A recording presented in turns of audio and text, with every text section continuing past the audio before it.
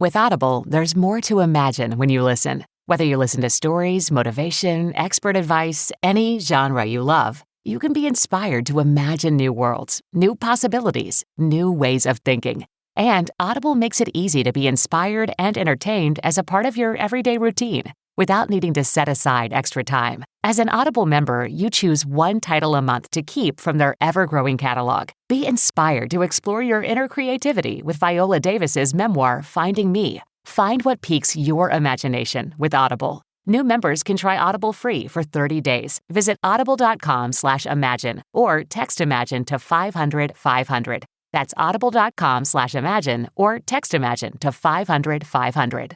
Hey, Prime members! Have you heard? You can listen to your favorite podcasts ad-free? Good news! With Amazon Music, you have access to the largest catalog of ad-free top podcasts included with your Prime membership. To start listening, download the Amazon Music app for free or go to amazon.com/ad-free podcast. That's amazon.com/ad-free podcast to catch up on the latest episodes without the ads.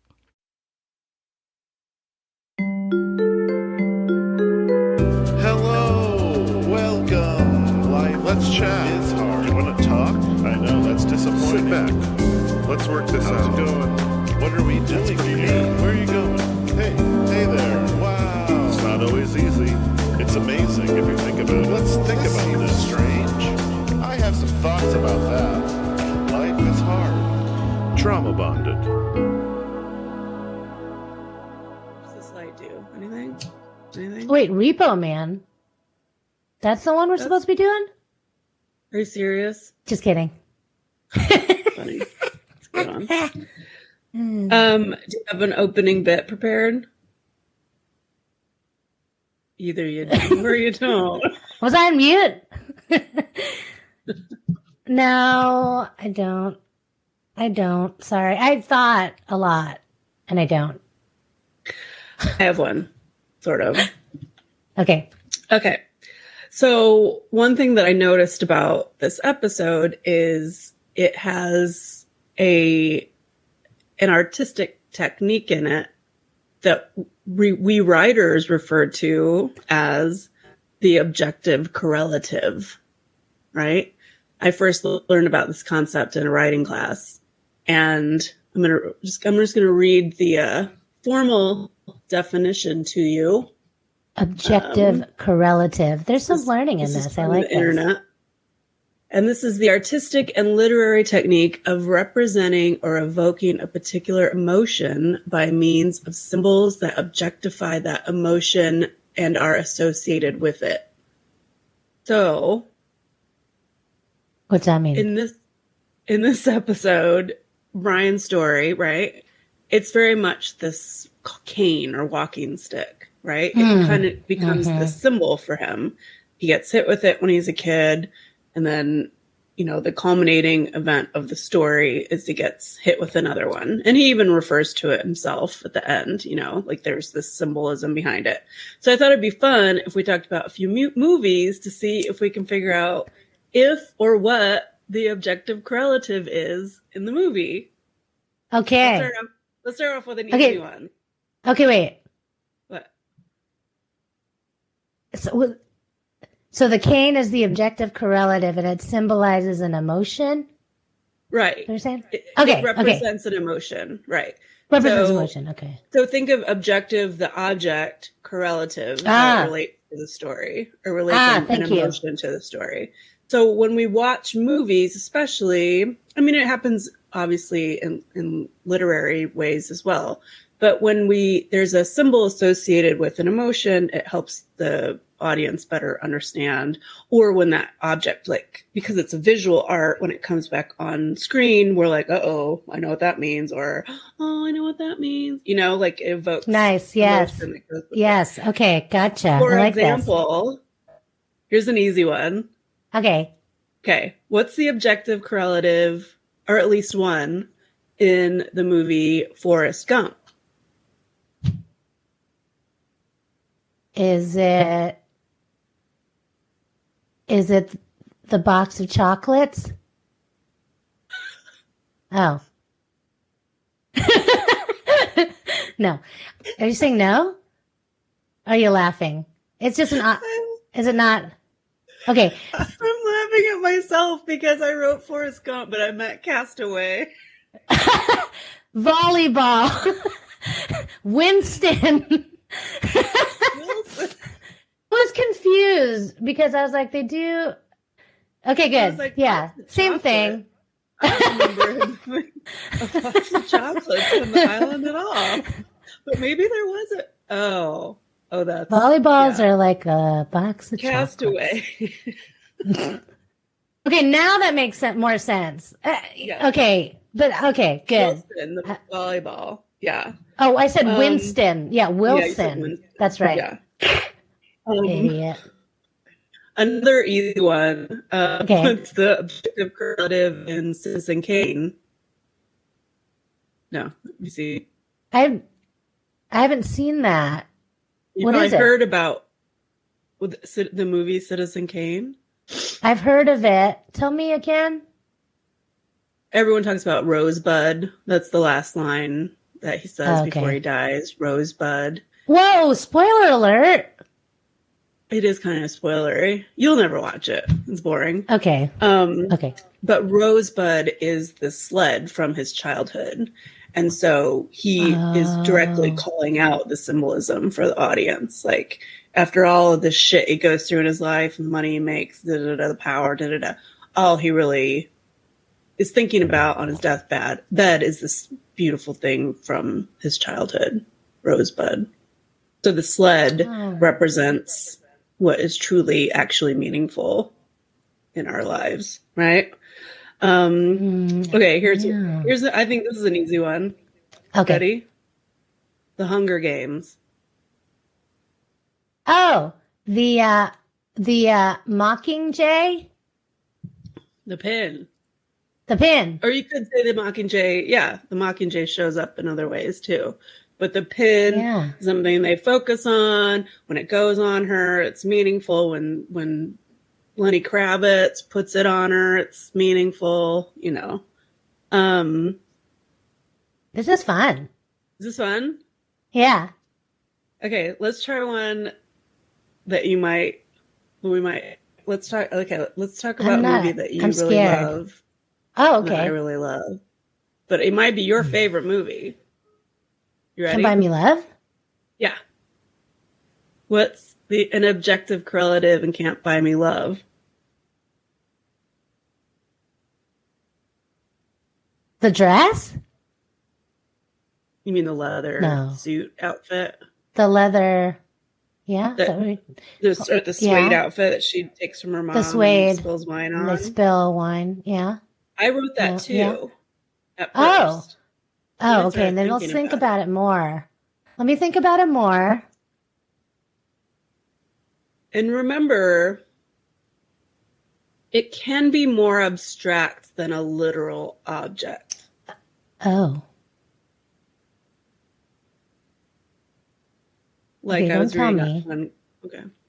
No. Say, but don't tell me the answer. But what you're saying, yeah. Like I read on the movie Twilight, like on Quora, someone was saying that the objective correlative in Twilight is the sunset and sunrise and sunset, which is like indicative of the night and day, which is like a representation of Bella and Edward's complete opposition to each other, right?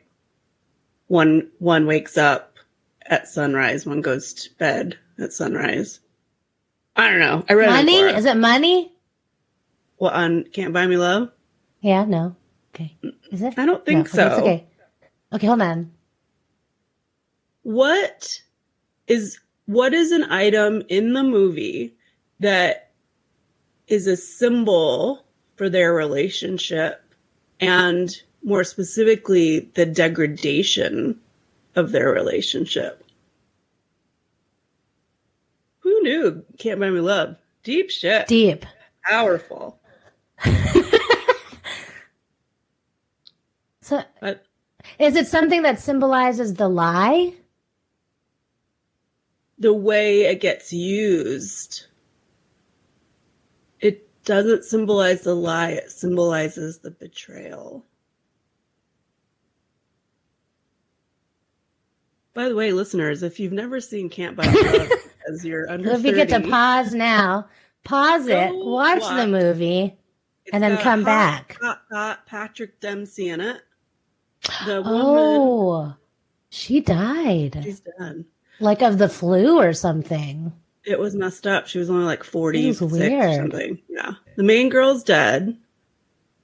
It's got Gerardo in it. Oh, no one under 30 knows who Gerardo is. Who's that guy? The blonde guy that was in or the other, the little. Troopers. Oh, I was talking about the little brother. Is he someone right now? No, he went from freak to geek. Oh yeah. Anyways, go find the movie. You'll love it. It's great 80s. So it symbolizes the betrayal. Oh no, I'm going to kick myself when you tell me. You're going to kick yourself. What draws that? Glasses? No, because you just said it wasn't an object. Go more abstract. What draws them closer? And then he uses to betray her with later. Like her sexuality? Oh, okay. Sorry, it's not. But I thought that was no. But I mean, like, because I don't know. No, because what's her sexuality? Like, no, but her like they bone? And no, they don't bone. Do they bone? I don't remember. He gets to boning. He's boning lots with that other. Yeah. How does he get her in bed? The other one? Yeah, the other one. That gives with that poem. Rides and Greyhound. Yeah, the poem. That it's her poetry. Poem. Her poetry. It's sea. A sea. Sea of blue. Blue. Yeah. Us two, me and you, together forever in a sea. Sea. Yeah, whatever. Yeah, it's her poetry. It draws them together, right? So there's this emotional component to her sharing her poetry with him. And then it comes back again when he recites the lines to betray. That was a big betrayal. And she knows about that, and that's a betrayal because that was a personal, intimate thing that they shared together. Never shared it with anybody else. When we hear him say those lines to Iris, who's given more rides than Greyhound, we as an audience go, oh, he's using her poetry to pick up Iris, right? It has that emotional component that we understand. That's a symbol. Oh, God, that was, ouchie. Here's a good one. Okay. Adventures in babysitting. Oh, the Thor wing hat. Yeah, Thor's helmet, I think. Helmet. Sorry. Yeah. Hat. It's something that we see consistently through the movie, right?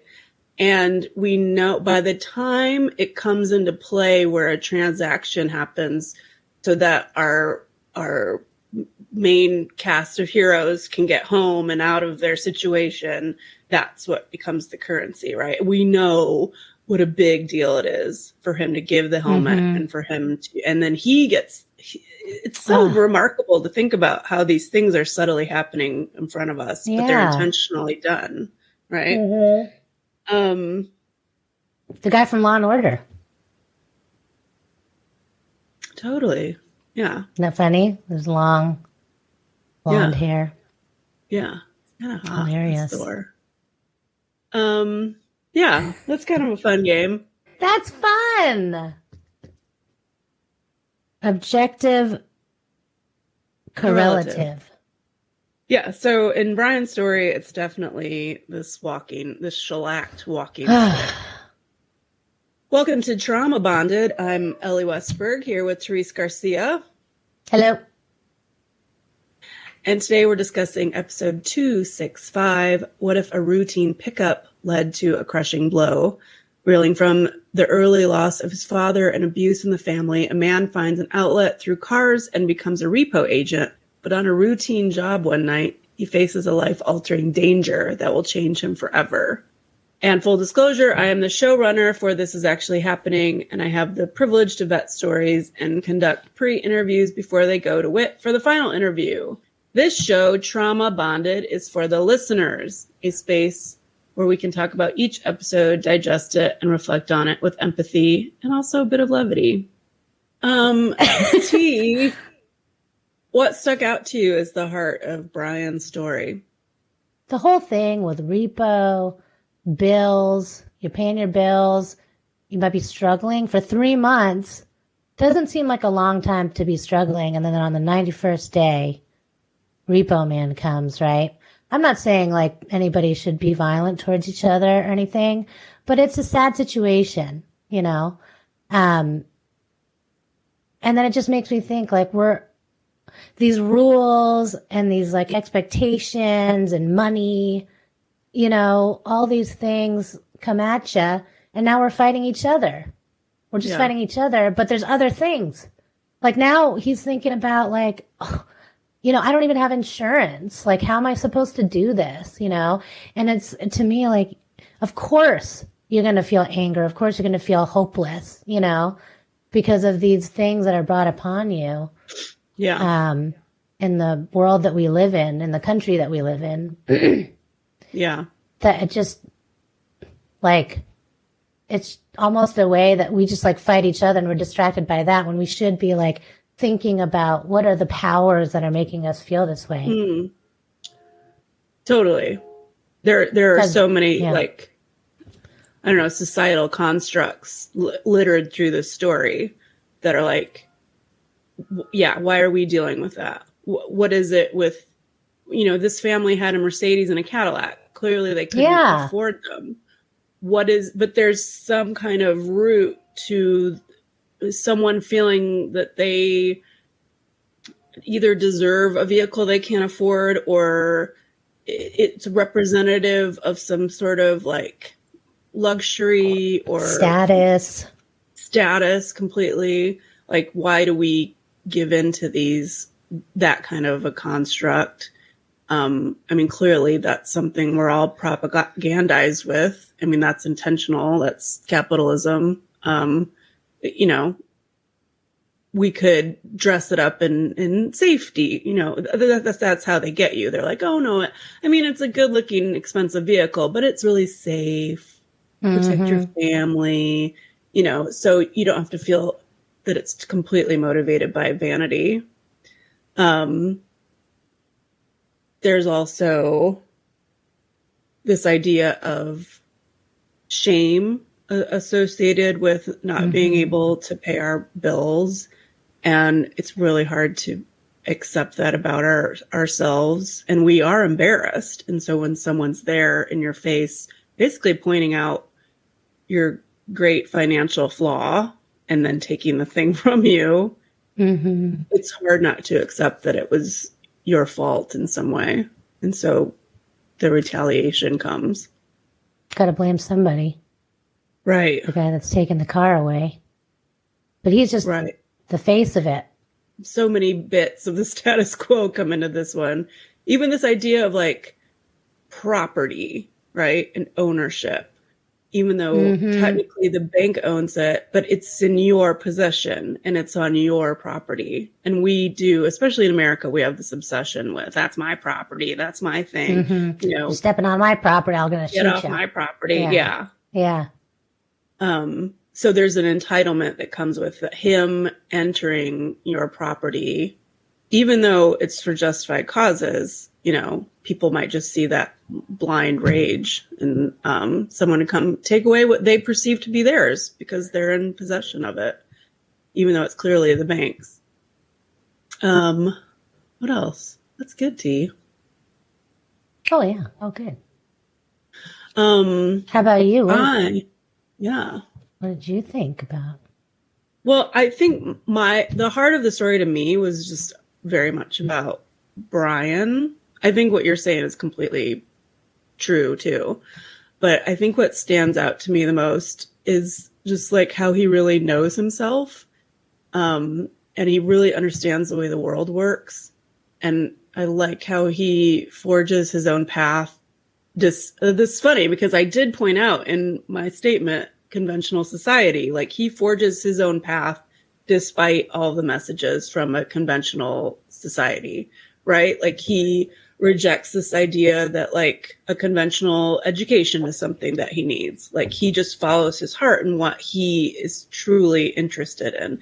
You could even argue like the main turning point for his entire personality is unconventional, like that he gives his mother this credit for beating the shit out of him, which is really backward, and we don't endorse physical violence. Yeah. But he really truly attributes that sort of weird measure as this life-saving moment for him. So he really doesn't give a fuck what society has told him he should be and do. Like he really does seem to forge his own path in a way that makes sense for him. And I think that it's really refreshing. Like, this guy like knows what's up. I'm a big fan of his.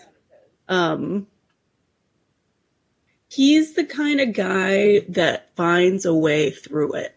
And I think that's something kind of special.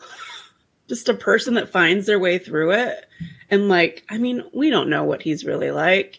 He's been through a couple marriages, you know, I'm sure his like a lot of might them. have things to say about him, but he definitely finds a way through it. And I admire him for that. Yeah. And it seems to always make him better. Like even the bad things, you know, like he, if I may, rolls with the punches a bit, right? He's like, I just protected my face and my balls. The important stuff. There's like a wiseness and calm about him that like, he accepts that life is going to turn on a dime, but he just can manage himself in any situation. Yeah. You know, I noticed too, he doesn't kind of dwell on the past. Yeah. Like when he talks to his dad for the first time after like 30 years, right? I think his mindset is like future. It's like, I'll take what I learned from the past. That's it. And then let's keep going forward. Maybe that's even how he gets through his it. Rule that is like, I don't want to hear your thoughts about my mother. Like, it could easily devolve into that. But yeah, he's not interested in rehashing the past. Because he does have this wisdom about him that it's almost like he sees that he's never going to get the truth exactly as he wants it. He's going to accept what he gets in his face at the time. Which I'm like, I want to know what happened. Yeah, you know? Me too. Yeah. But it's true. Like, there's so many different parts of the truth. You're never even going to get it. It was so long ago, too. Yeah. You won't hear it from your mom, clearly, because she lied and is dead. And then the dad has like a totally different perspective and it's biased. Everyone's biased anyways. Right. Including him. So he's like, you know what? Let's just leave it. Yeah. You know, that's awesome. Because I feel a little crazy just listening to it. Like I really want to know. Yeah. Oh, we're just so interested in assigning blame, right? I know. I really want to. He doesn't seem interested in that. Yeah. And I think that's such a remarkable trait of a person. It's very evolved. It is extremely evolved. What were you like when you were 12, T? I was totally Were you an weird. angry kid? Were you punching trees? Just a weirdo. Knocking down sheds? I don't think so. I don't know. Giant glasses, brace face, probably. Laughing too loud. Yeah, between my front teeth that I could fit my pinky into. Oh, and then you got braces? Well, so yeah, I got an expander to like basically pull everything apart to like fix my jaw. And then the braces, pulled everything back together. Ow. Yeah. Gee. Ow. Yeah. Big ow. Yeah, I had brace Big ows. face and then what was it? The headgear that you had to wear like 14 hours a day. Which is so messed up. No, I couldn't do it, dude. I was already like the weirdest. So you had to sleep with it on? I slept with it on. Anything not to. It's already bad what's going on with me when I'm 12. What we went through in orthodontia in these. Yeah, now that you can't even see them now. Yeah. Yeah. Like, it's like all. They just shoot a laser in your mouth and they're like, you're done. Like, done. That didn't even hurt. It's like 4 years. Months. I'm talking years. No, it was year. It was like 2 years for me. 2 years of hell. This expander that I wore that pulled all my teeth apart, I had to lay back and put my head in my mom's lap. It was this big piece of metal that was cemented in the roof of my mouth. And she had this key. And every night she had to tighten. No. She'd put the key in and tighten it up. Oh. Tears are just streaming down my face. Like, it's this pure, like, torture, maniacal, evil shit. And you're like, why are you laughing, Mom? Like, what is this? I was is this weird? So much. And it's just what they put on kids. Maybe more kids should have to go through orthodontia. Maybe it toughened us up in ways that we didn't even know. And then I had to wear like rubber bands across the front of my brackets. And I thought it'd be cool to wear like neon colored ones. Oh my God. Like, no, me too. Me too. Like they're like, what color, rubber bands do you want? And I would just be like, yeah, this week I'll do my school colors because, I got a volleyball game. Like, it's just felt so cool or something. But also, it's just so weird. Like, let's not. It's terrible. And then the pain. Like, it's not only like the mental humiliation. It's the physical pain of it all. I remember eating a chip and just being like, I'm going to eat your chip.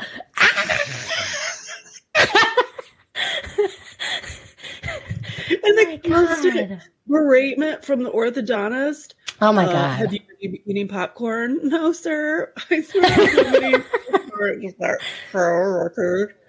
or like one time, like I was such a good kid. And they put these like little blue rubber bands between like in my back teeth. And they were just between my teeth, and I would lay in bed and it's just throbbing. And I'm throbbing in pain. And one night I just ripped one of them out. And that's just so not me because, my parents were constantly talking to me about how expensive this was. And like, I just had to bend over and take it, and I didn't want to like usurp my medical treatment, but I just couldn't take it anymore. And I pulled the rubber band out and it was like instant relief. And I got so much hell at the orthodontist office. I can't believe you did that. I know. That's how much pain I was in. I just couldn't take it. I couldn't do that. I couldn't do that.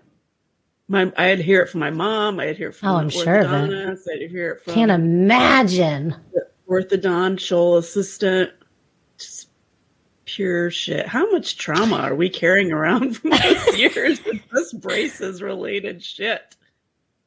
And you had this little piece of paper where you have to put X's for every hour that you wore your headgear. Did you do that? I didn't have to wear a headgear. For accountability. And just be like... What a terrible burden. Yeah. A 12-year-old kid. It's like, are you sure it's 14 hours? Honestly, it was probably closer to 10. It's terrible. And this is the first time I'm revealing this. Oh my God. It was closer to 10, not 14.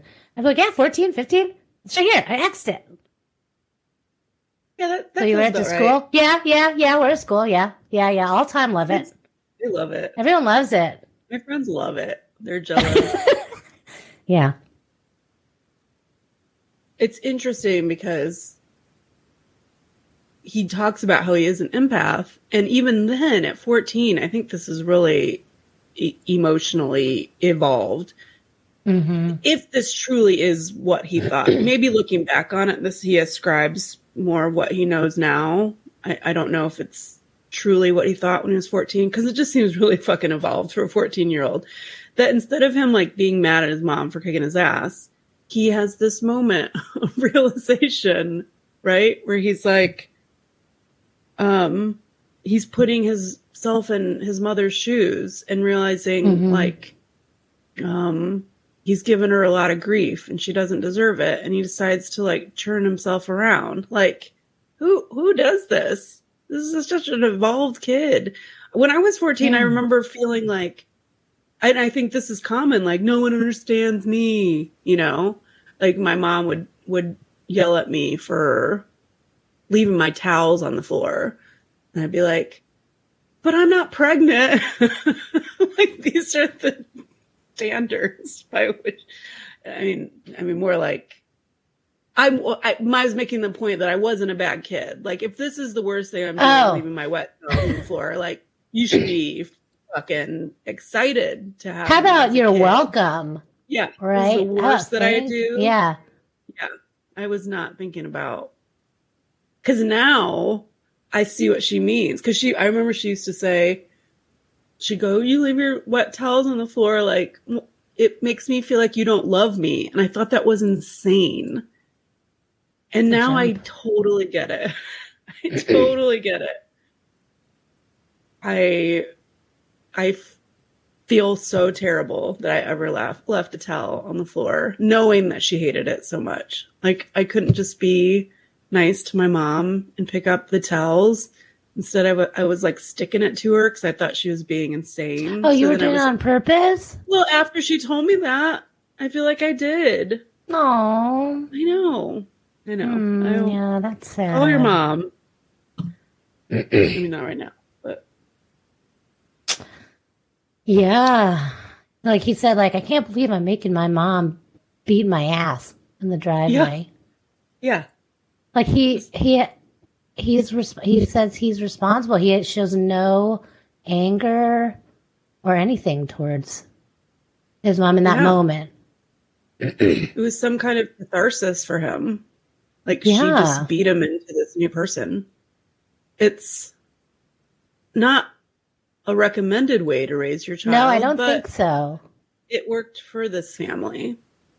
And we'll leave it at that. I'm probably going to go not do that. Probably do not do that. I'm not doing that. What if one of your kids, like... That's what I was thinking. Is like a hot dogger when they're 12, 14. I know. I have no idea. How are you going to rein it in? What's the plan? I don't know. But I was thinking just that. Like, what if, like, Arlo decided he was going to be doing stuff like that all the time? Not just, like, one time, but, like, doing all the things. And I just keep saying, like, you want to do that? Because I'm hoping I wouldn't get so angry that it would be like a whole thing. Well, but the hope is that you've raised him. That he wouldn't. I mean, he hasn't encountered a lot of strife in his life, right? That's like, the thing. He's very much loved and surrounded by love, and there's no one that's left him that's making him feel angry. Like, usually that's what's coming out in this teen angst. But also, it just comes out for, like, nice kids, too. Yeah. Oh, for sure. We had it rough in ways, but we don't have any idea what it's like to grow up and have like all this internet shit in front of you. Just the amount of messages that kids get. Mm-hmm.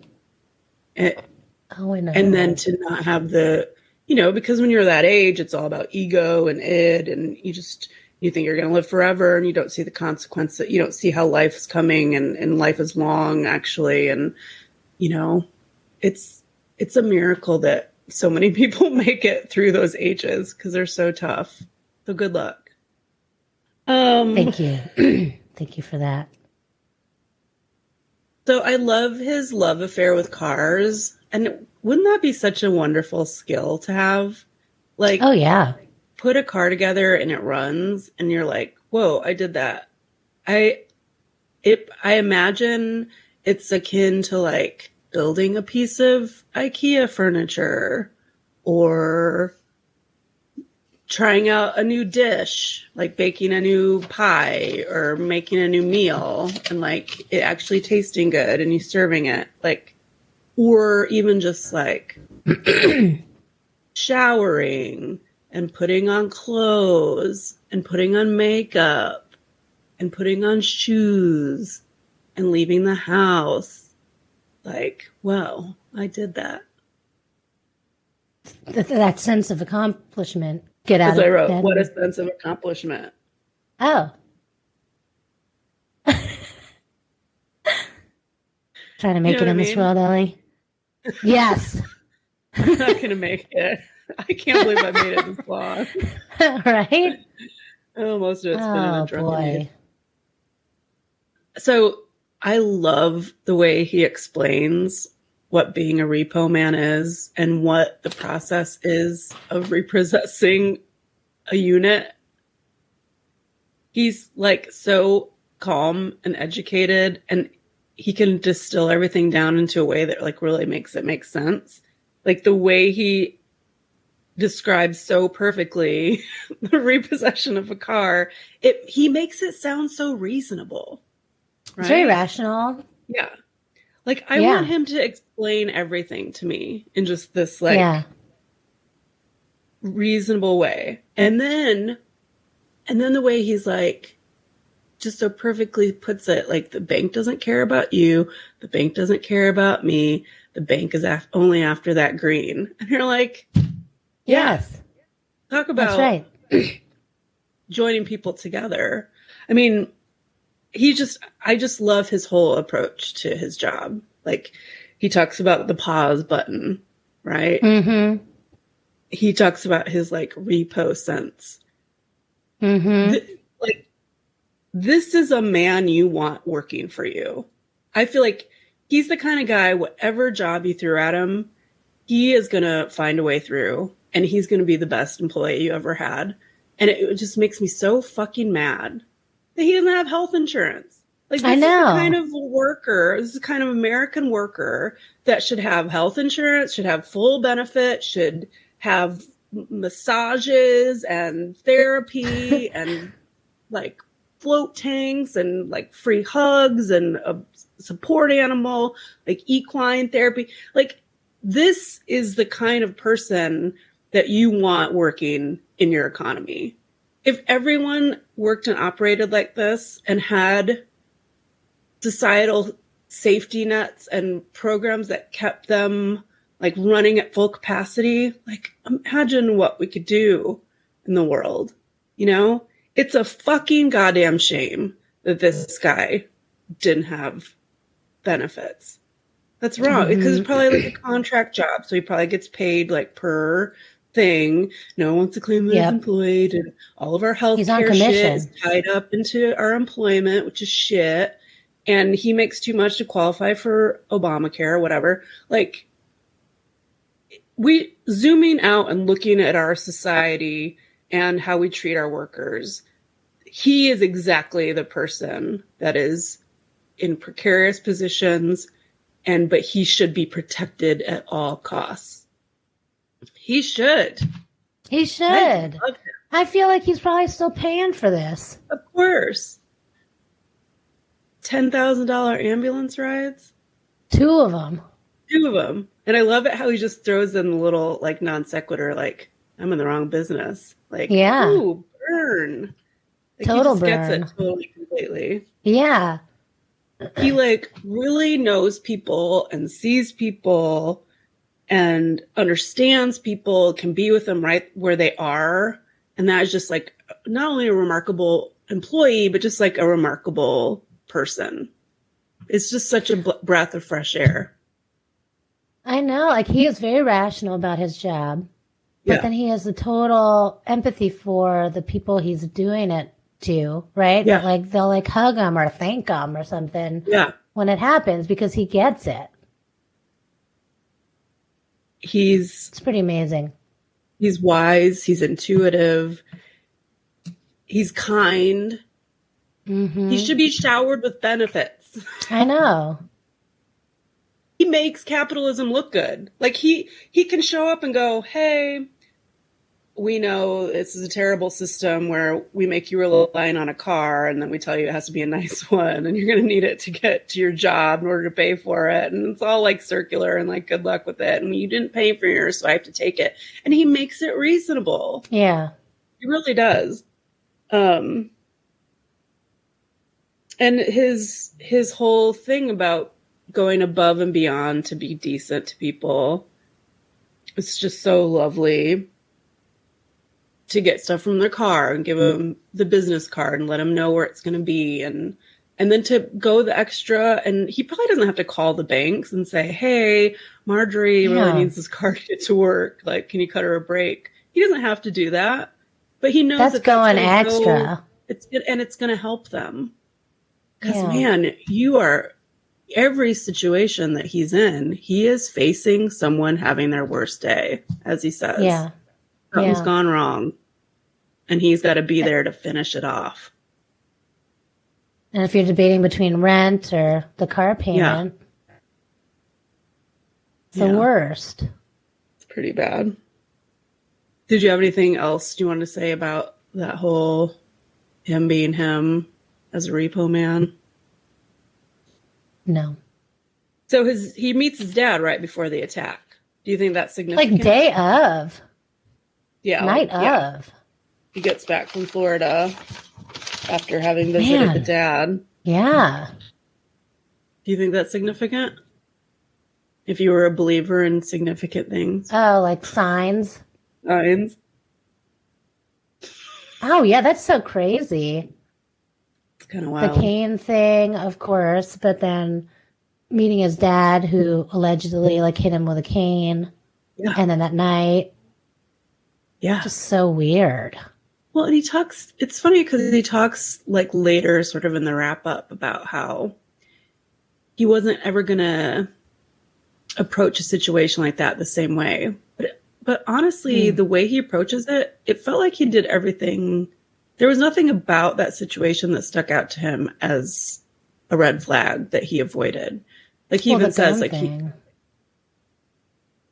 well, I'm saying, like, sometimes he, like, has this repo instinct, right? Where he drives up to a situation and he's like, I don't think so.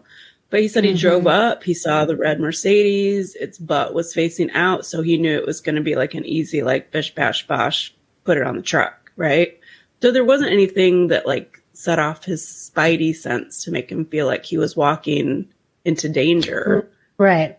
Which kind of speaks to, like, you can have all the instinct in the world, but sometimes people just turn on you and you don't know that it's coming.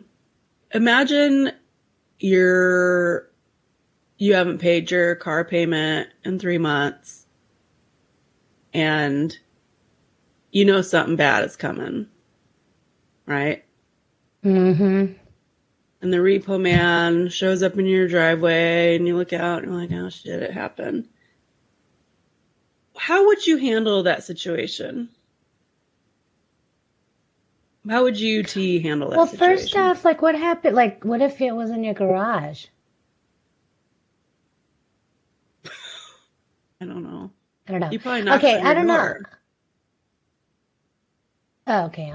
I don't know. I probably, like, just feel defeated and, like, do the things I'm supposed to do. And, like, probably be like, is there any way? You know? Yeah. Try to find an out. There wouldn't be an out. And then I would just give up and hate my life. Well, and you'd probably be really kind to the car. guy. If he's being nice to you, you're going to be nice to him. Yeah. I mean, I can't imagine going batshit crazy on someone that is just doing their job. That it's just crazy to me. Like, you missed your payments. Like, you should be offering me like a LaCroix or something. Not like, I know. Coming after me. It's just weird. Well, yeah, I mean, a lot of people really do bad. that. Yeah. I feel like a lot of people blame the messenger all the time. Well, that is like, I know it's not your fault. Like, like any kind of retail or anything that's happening. Yeah. Like, oh, sorry, yeah, we're out of that. It's like, what? Why'd you do that? It's like, no. What do you mean? I didn't. What? Can I tell on myself a little bit? Oh, no. So Scott and I have Stubbs accounts with AMC. So we both pay $23.99 a month. And that entitles us each to get 3 movies for free a week. So if you see a lot of movies, it's a really great deal. And honestly, in the Bay Area, even if you see 2 movies in the month, like you're already, it's already paying for itself. And it's on an app. And one thing I hate about the system, like when you show your tickets on your app, like on your phone, they also want to see your ID. And I hate it. I hate it. And I'm always going on about, who are these people stealing movies? What do they care? If I've got the ticket, who gives a shit where I got it from? Because then you share it. You can share it. Then But a ticket is a ticket. I know, but you could share it with somebody and then you'd only have to pay for one monthly payment, but other people could use it too. How many people are actually abusing that system? 1 million could do it. I doubt it. It drives just me because crazy. You and Scott are doing it together, you know. But if you guys went separate, you could share it, and there wouldn't be. But we wouldn't do that because that's not how it's meant to be used. I think. Well, yeah, but maybe I'm too trusting, and I assume 99% of people are going to use it correctly. So why should I would assume? But it's so easy. You could just do it. Okay, you're making points. And I agree, but still, I get irrationally angry about having to show my ID. And every time we walk up, I always say to Scott, when they ask me to see my ID, I'm going to refuse to show them my ID, because I just get so mad about it. But then every time I do get out my ID and show them my ID. But you use your face. You've got your face. It. Yeah. I'm such a bitch about it. Here, it's me. What, you don't trust me? Why don't you trust me? Jim. Touching his name tag. You're like, oh.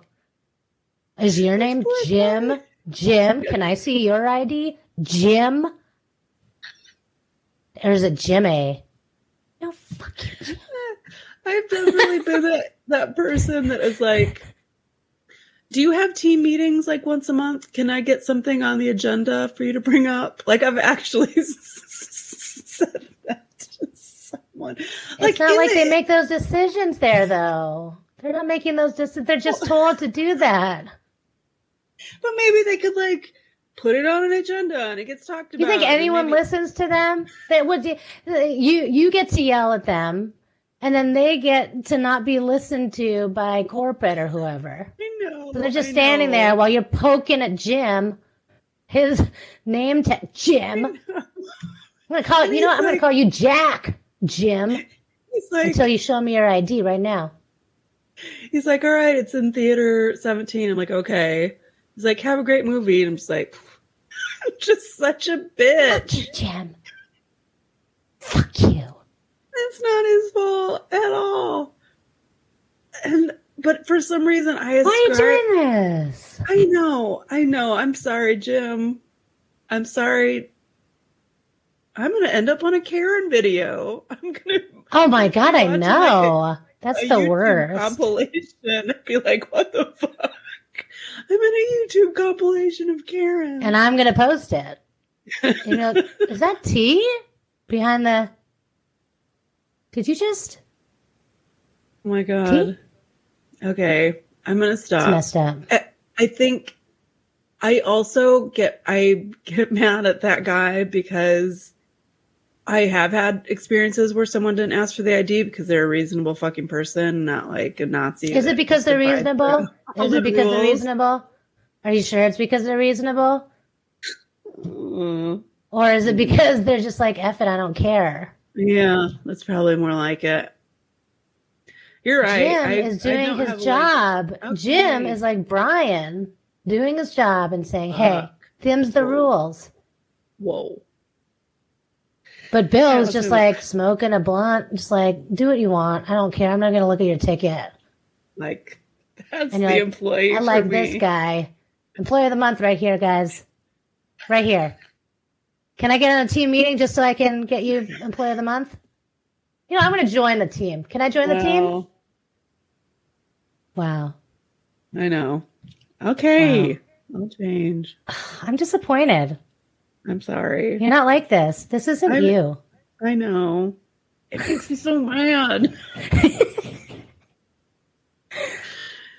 Okay, it's time to commit. 2024 is the year for prioritizing yourself. Begin your new smile journey with Byte, and you could start seeing results in just 2 to 3 weeks.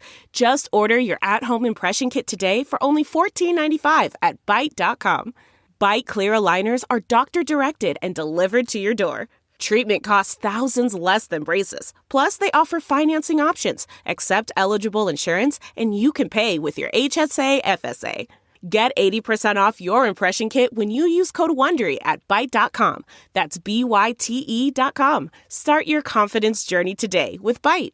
This podcast is brought to you by eHarmony, the dating app to find someone you can be yourself with. Why doesn't eHarmony allow copy and paste in first messages? Because you are unique, and your conversations should reflect that. eHarmony wants you to find someone who will get you. How are you going to know who gets you if people send you the same generic conversation starters they message everyone else? Conversations that actually help you get to know each other. Imagine that. Get who gets you on eHarmony. Sign up today.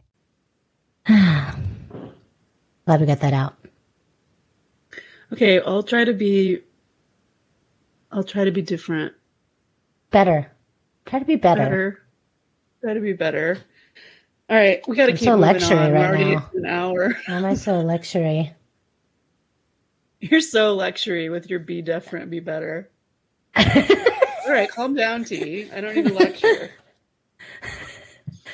Well, you know, I used to work in retail and people would yell at me for no reason.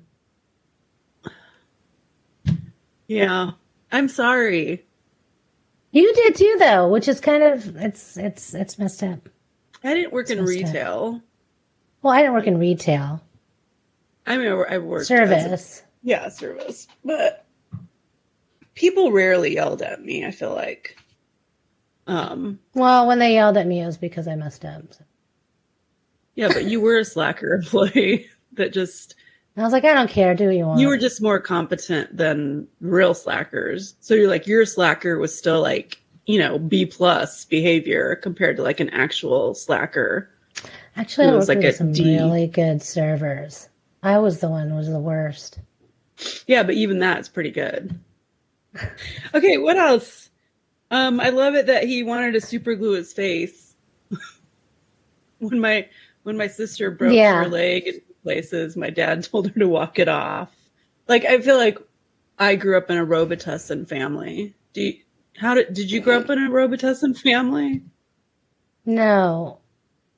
They would bring me to the hospital if I had anything, or they thought I was going to die all the time, kind of thing. Yeah. So yeah, you probably did. It wasn't like, just take Robitussin. Well, it only happened like, I stopped getting sick after second grade. You know, I had pneumonia in second grade, and then after that, I never got sick again. Interesting. So, you were better at hiding it from your mother. She would freak out and be like, "T, we have to go. You're gonna die." We have to go to the No, I don't know. I never got sick again. Fascinating. I didn't get that yearly thing. Oh, I was gonna look up violent outbursts from anesthesia, but I didn't. Oh yeah, that's crazy. Apparently, it happens a lot. Scary. That is scary. Oh, about his super gluing too. Yeah. So gross. I don't have anything to say about this, but so gross. So the doctor like put his finger in the skull hole to the second knuckle, and I was looking at my finger like, second knuckle. What? Does that seem... Yeah, that was Is that what doctors upsetting. do? I feel like... Is that... Step one. Stick your finger in the hole. I don't know. Yeah, that's too deep for me. I really want to read his anger journal. And I think that's a really great way to let out, like, all of his fears and frustrations and anger. Yeah. That's a good read. I bet he says some nasty shit. Like he for sure. So he does do the psychedelic trip to release the anger and negativity. Seems to help. Which was that's a lot. Such a cool story. I mean, it shows like how intentional you have to be with your drug taking for it to work. I mean, he takes 8 hits of acid, which is crazy. 4 double dots. Yeah, there's no way. 4 double dots. That's crazy. I'd be dead. I'm just telling you right now, I'd be dead. You've done acid a lot in your life? Whoa. Called out. Oh, Mom. I was talking to my mom. All right, I'll call you back later, Mom. Yeah, no, I have done a little, dabbled. So you're aware that you have to be really intentional about how your trip is going to go. Oh, yeah. Yeah. There's some stuff to think about, right? Like make sure you're around people you trust. Try to be in a safe space. Make sure you don't have like responsibilities within the next like 8 hours or whatever. Drink a lot of water. Yeah. So orange juice, I think, is good. Recently, I had a very bad trip on mushrooms. Oh, God. Am I going to have flashbacks right now? I'm scared. Go ahead and say, I'm scared, though. We were at the Madonna Inn. Why was it bad? I'm about to tell you're telling me. With a group of people that I've known Are you okay forever. now? I'm okay now. Yeah. Okay, good. Okay. Obviously. I don't know. I feel like I have been a tad more emotional since it happened. But basically, we were in the pool. I was on mushrooms. It was raining, but the pool was heated around all of like wonderful, amazing people. And I was tripping pretty hard. And then everyone was like, we got a dinner reservation at 8 p.m. Oh my God. And other people were on it too, right? But there had to be this transition between getting out of the pool in the rain, getting to my room, and getting ready for dinner. And it fucked me up. I can't imagine. I couldn't do it. Like Scott was do tripping it. really hard. He's my savior of that night. Like if it wasn't for him, I never would have made it through. Like he was so kind. He put his high aside and just was so there for me.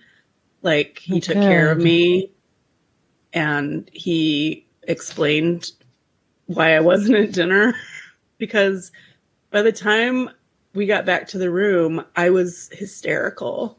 I was like, I'm not ready for dinner. I can't go to dinner. I can't do dinner. I can't imagine going to dinner. Yeah, I would be like, I'm not going for sure. I'm not ready for dinner. Just like sobbing like that. And then I was saying things like, you don't know these people. These people know me. They know me. I can't be around them. It was like, I felt too exposed. Yeah. And I was definitely freaking out. Scott called it later. He said he thinks I had a drug-induced panic attack is how he explains me to people. But everyone was kind about it. Like no one gave me shit. So he goes to dinner. I'm left in the room. I was like, I just want to be alone. By yourself? Yeah. Okay. I was like, I wanted to be alone because I was hysterical. What were you thinking? What's going on in there? I can't go to dinner. I'm not ready for dinner. I know there's like a million things happening in there. I just kept putting myself at dinner and just knowing I hated it.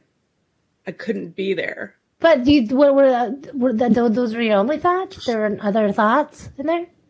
Well, so I started watching cable because that's what you do in a hotel room, right? Yeah. And so then I was just obsessed with whatever I was watching. Like, and I did that intentionally. I couldn't look at my phone. My phone was like, Yeah. So I was watching.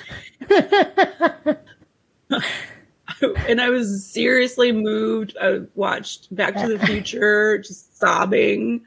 Like the scene at the end when like Biff is basically like sexually assaulting her, and I'm just like beside myself, and I'm watching the TV like you're like clinging onto the bed, like.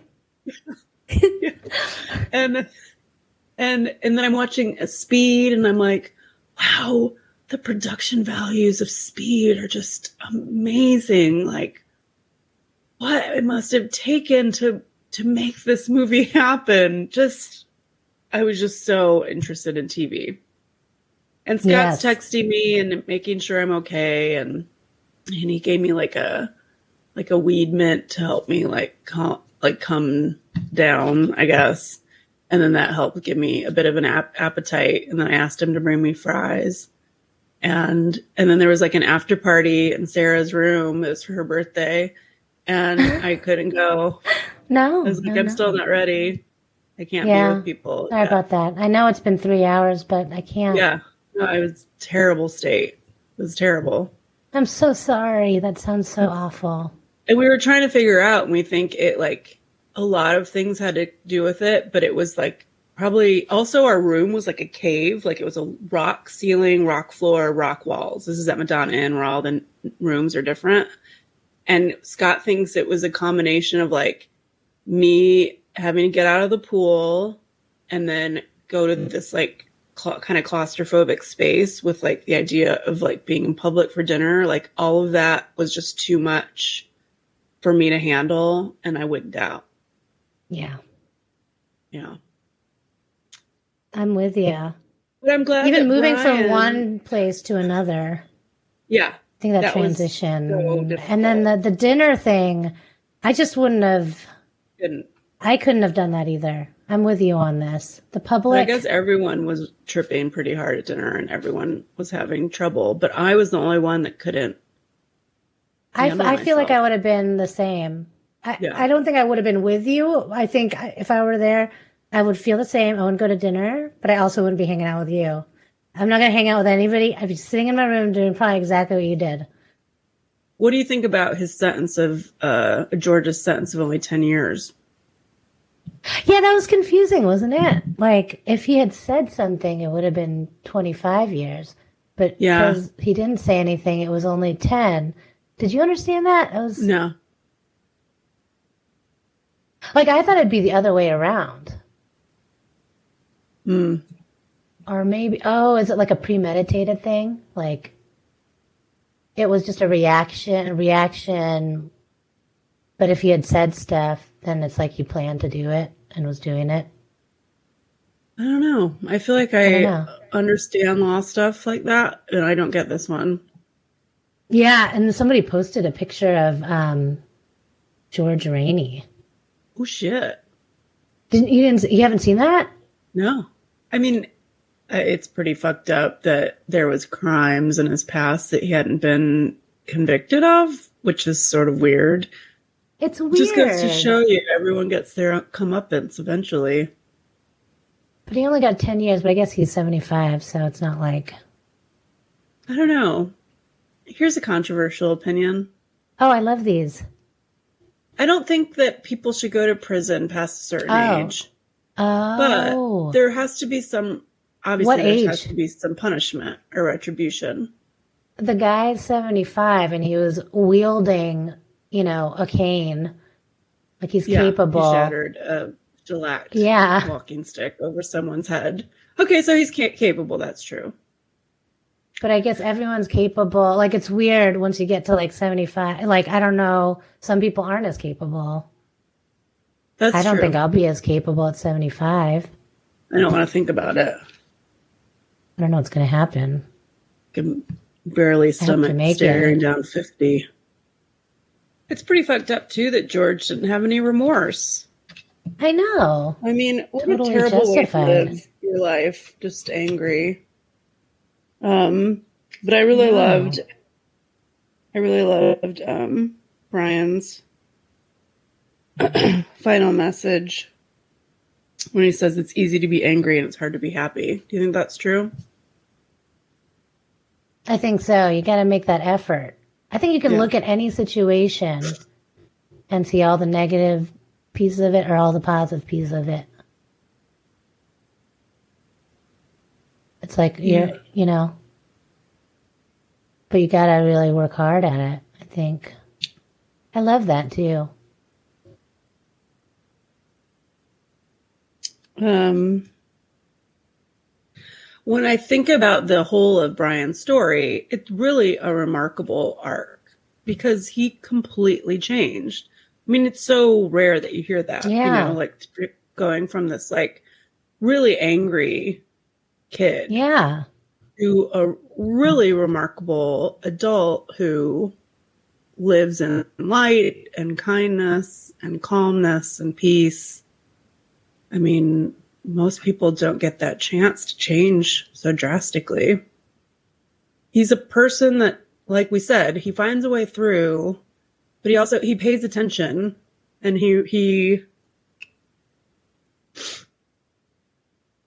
how do I want to say this? Not like he feels things deeply. And that's our show.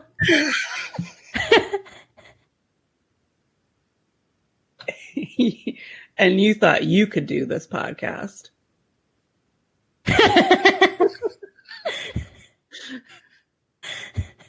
We're the only ones. Nice.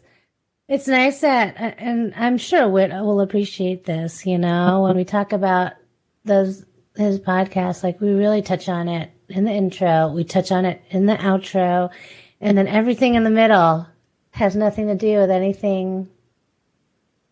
We talked. No, we did. We talked a lot about it. We talked a lot. I want to give this guy full benefits. No, for sure. He's amazing. I mean, he was 12 years old, punching trees, angry. It was fine with the bleeding. All the way, like you're saying, this character arc where he's just like enlightened, it feels like. Yeah. I also love like when he was, you know, on acid, the psychedelics, and he's like, it's amazing to be able to like look at it's like he's looking at his brain and being like, you know what? This is something I don't want. I'm going to move that into my trash pile. And this one, like, this is really great. This will make my life happy. And I'm going to put that in there. Yeah. And organizing all things and then coming out of it and being like, yes. And then, like, totally covering it with some whipped cream by going for a mow. Go mow the yard. Just what I do. Always makes everything feel better. I love mowing. I miss mowing so much. I've never mowed. I want to mow. You have a yard, T. Seems peaceful. Yeah. You hire people for that? Is that what you do? Got to pay the mower? Your landscape architect? The landscapers. Yeah. Landscapers. Landscaper. They do it.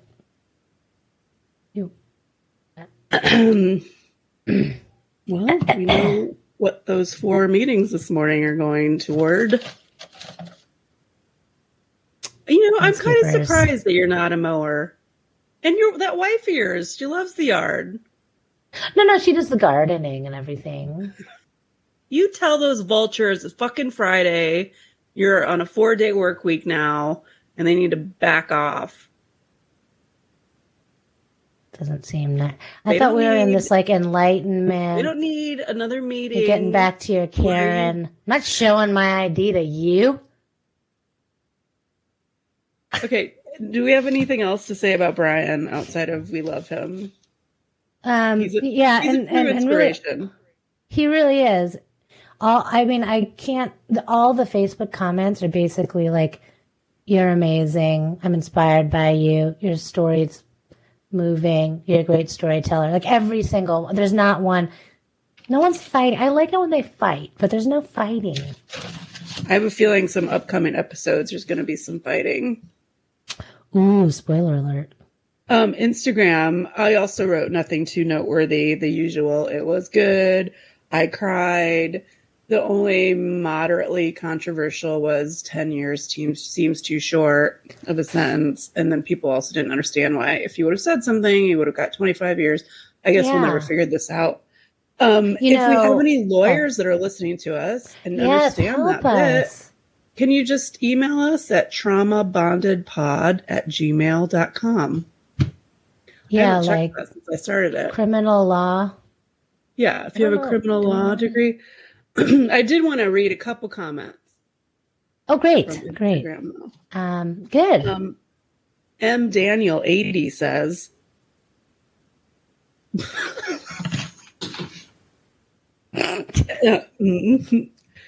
M. Daniel 80 says, I can't get this episode to play. Any suggestions?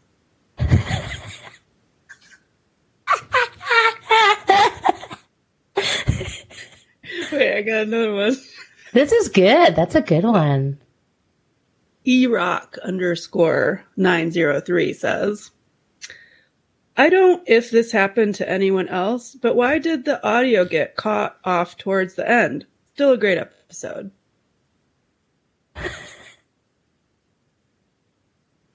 Hey kids, I know some of you have been raised on the internet, but next time you're making a comment on a public forum, one, think it through.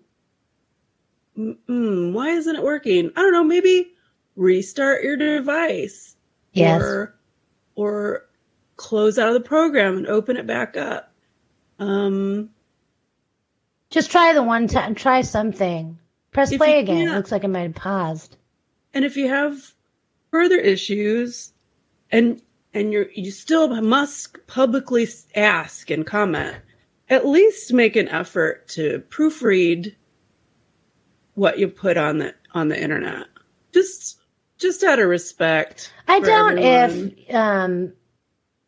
Yeah, that's It got caught off. I don't if. When I first read it, I don't know what this says about me. I inserted the word care. Ooh.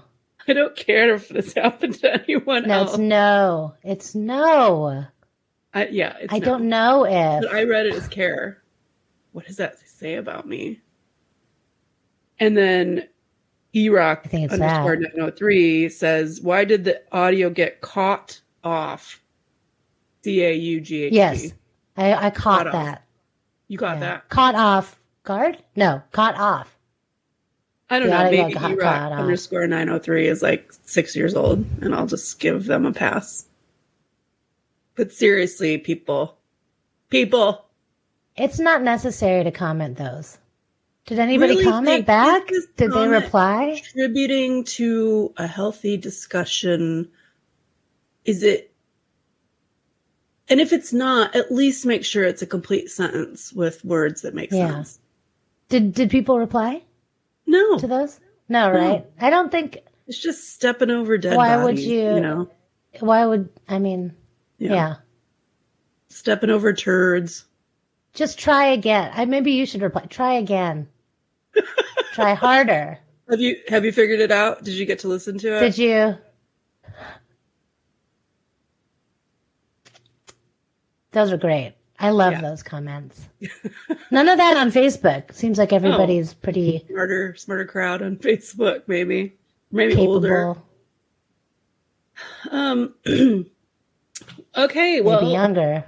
T, is that the end of this episode?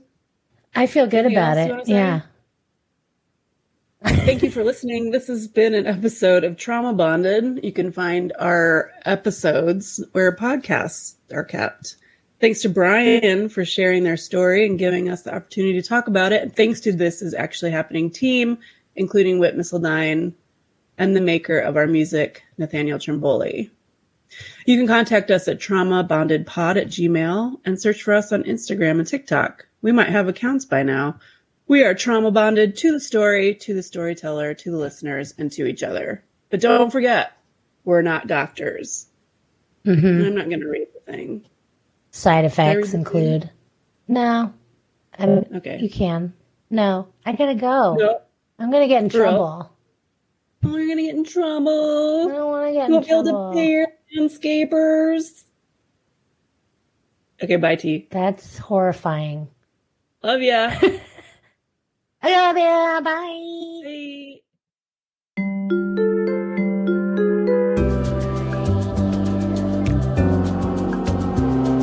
Good job. Hey, thank you. Hey, thank you.